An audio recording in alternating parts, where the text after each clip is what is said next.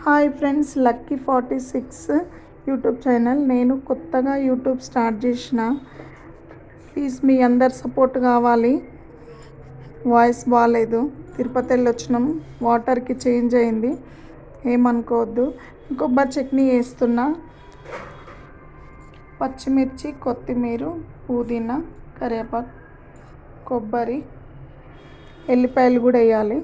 నేను చేసే ప్రాసెస్ చూపిస్తా. నేను చేసే ప్రాసెస్ నాకు వచ్చినవి మాత్రం నేను తప్పకుండా చేసి చూపిస్తాను మీకు. అవి నచ్చితే కనుక ప్లీజ్ సబ్స్క్రైబ్ చేసుకోండి, లైక్, షేర్ చేయండి. ఎట్లా వచ్చినాయో కూడా మీరు ట్రై చేసి కామెంట్ చేయండి. స్టార్ట్ చేద్దాం.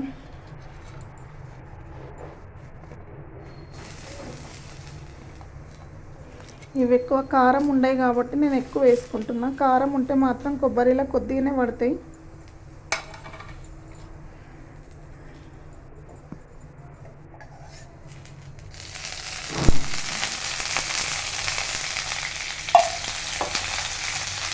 మంచిగా వేంపుకోవాలి.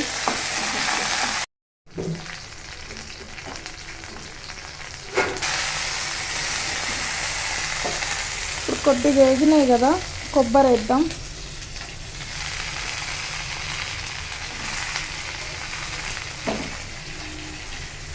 కొబ్బరి వేసినాక ఎల్లిపాయలు, పుదీనా,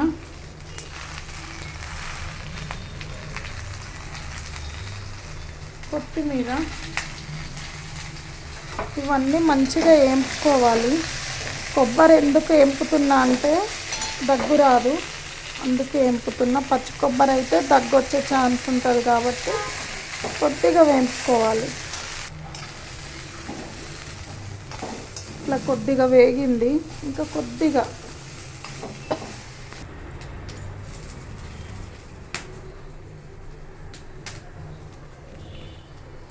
కొద్దిగా చింతపండు రెక్కలు,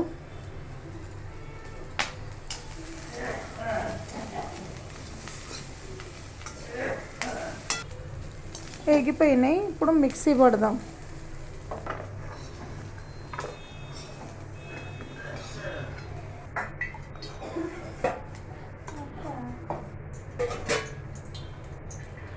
దీంతో కొబ్బరి చట్నీకి పోపు చేసుకుందాం. దీంతో 2 పావులు పోసిన.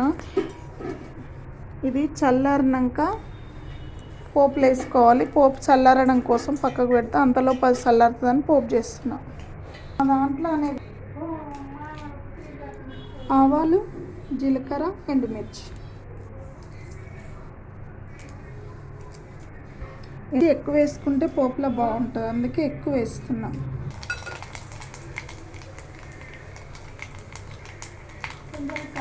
కొద్దిగా కరివేపాకు,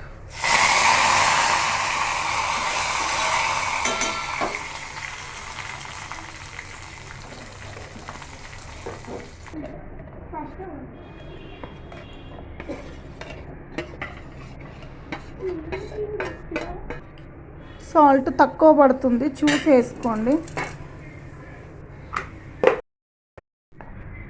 ఇట్లా మెత్తగా చేసుకోవాలి. కొంచెం కొబ్బరి ముదురు ఉంటేనే బాగుంటుంది టేస్ట్. పోపు రెడీగా పెట్టుకున్నాం కదా,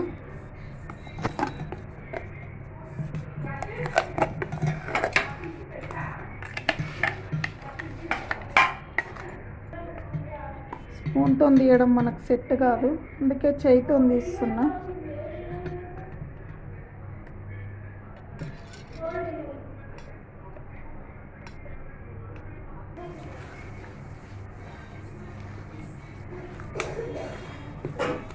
టేస్ట్ కొబ్బరి పచ్చడి రెడీ అయింది.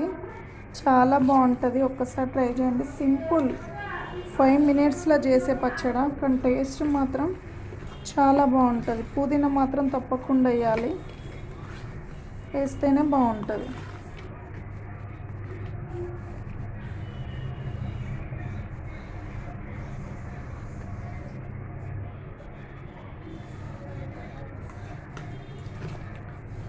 ప్లీజ్ నా ఛానల్ నేను చేసే ప్రాసెస్ నచ్చినట్టుగా ఉంటే ప్లీజ్ సబ్స్క్రైబ్ చేసుకోండి, లైక్ చేయండి, షేర్ చేయండి.